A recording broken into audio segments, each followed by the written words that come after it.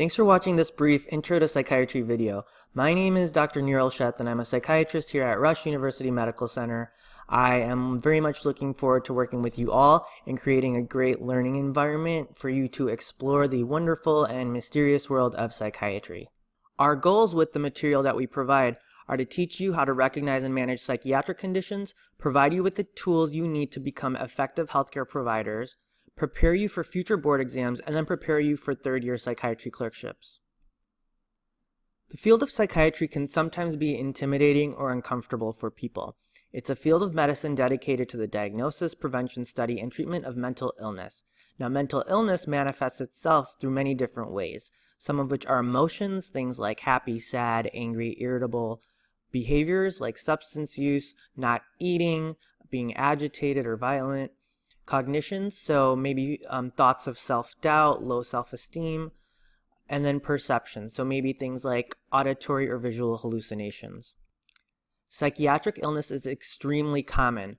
1 in 5 Americans suffer from some kind of mental illness, whether it be mild, moderate, or severe. Now, suicide is actually the 10th most common cause of death in the United States at this point in time, and it's actually the 2nd most common cause of death for people ages 10 to 34. Stigma and shame greatly impact seeking help for people with mental illness, as opposed to other types of physical illnesses where people might not have that same sense of stigma or shame.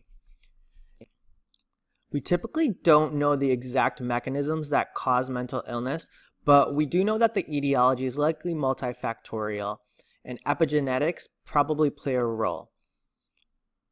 Healthcare providers need to be better at recognizing, validating, and managing mental health care conditions.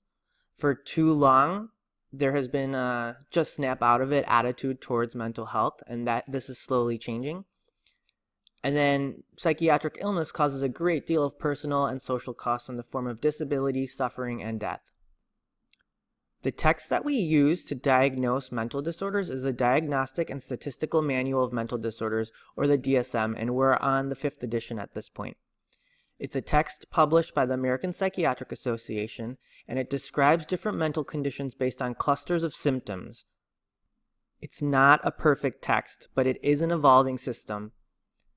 It's very difficult to classify and categorize human behaviors and emotions because the range is infinite. But the purpose of trying to do so is so that we can then guide people towards the best treatment to relieve their suffering. The purpose of doing this is not to pathologize. As we learn more about various etiologies, our characterizations of illness change. For example, it was once believed that epilepsy was a mental illness. Now, culture influences expression of emotions and determines what is unacceptable behavior, and the DSM is also getting better at recognizing this and acknowledging it. These are the different categories in the DSM-5, and the ones that I've highlighted are the ones that we'll be going over during this block. The other ones will be covered in other parts of your curriculum. Again, the purpose of psychiatry is not to pathologize. So how do you determine when you should recommend treatment for mental health issues? Well, the general rule of thumb is that if a person's symptoms are causing significant distress or suffering, or impairment in functioning, they may benefit from treatment. Distress can manifest in many ways. It can be new symptoms or behaviors that impact well-being. It can be emotions that cause suffering, or thoughts that are irrational, uncharacteristic, or even dangerous. Examples of impairment in functioning include problems with academic or occupational functioning, social functioning, someone not being able to fulfill their regular obligations and daily tasks, or someone putting themselves or others at risk of being harmed. It's common for medical students to want to normalize people's behavior even when something is off or wrong because of discomfort in labeling behaviors and emotions as pathological. However, having a deeper understanding of the signs and symptoms of mental illness will help you recognize when others are suffering or impaired and could benefit from treatment. Psychiatry has some unique challenges compared to other fields of medicine. Shame and stigma, again, impact health seeking a lot. There is a significant shortage of mental health care providers around the world.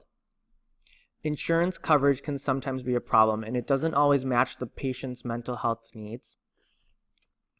In terms of the practitioner's role, there's a significant reliance on observational skills and history-taking ability for accurate diagnosis, and less of a focus on labs or tests, although these can be used to rule out medical conditions causing psychiatric symptoms.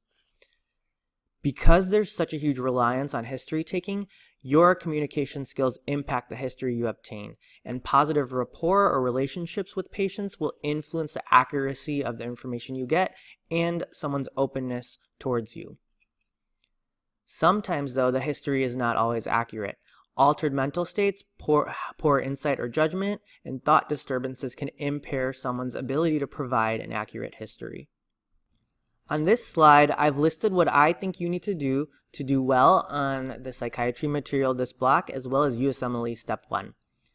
You need to know how to recognize and diagnose mental health conditions based on symptom clusters, classic presentations, and their duration of symptoms.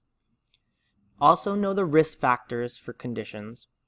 Be able to compare and contrast similar diagnoses from one another, and determine when and how to rule out an organic medical condition that might be causing a psychiatric symptom.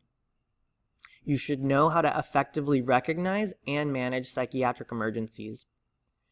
In terms of treatments, understand the first-line treatments and know basic receptor activities, indications, and adverse side effects for the different groups of medications. Here are some additional resources you can use to do well in psychiatry. I would definitely recommend you get first aid for the USMLE Step 1 and then use question banks, especially as you get closer to taking Step 1. Some free books through the Rush Library are the DSM. You will be using this a lot more during your psychiatry clerkship. For now, you don't have to delve deep into it, but it can be a good resource for you if something is confusing. And then this book is another ebook with practice study questions that's available through the Rush Library. Last but not least, please make sure to take care of yourselves. Some content may be emotionally taxing for students. We will be discussing things like violence, depression and suicide, sexual trauma, hallucinations, and substance abuse and overdose. All of these topics reflect what you may see on the wards and in clinical practice. So please take a break and use coping skills to de-stress when you need to. All of you will be practicing psychiatry no matter what field you go into, but if this material does spark an interest for you, please consider a career in psychiatry. It's challenging, diverse, exciting, and satisfying. Human behavior and psychology is fascinating. There are lots of new areas of innovation and ongoing research.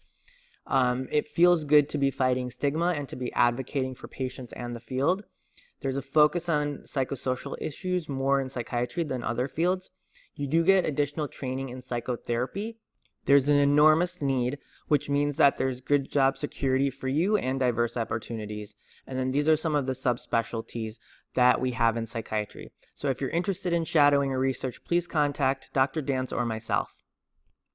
Here are some additional ways you can learn more about psychiatry and start getting involved right now. And then if you have any questions, please give me a call or shoot me an email. Thank you.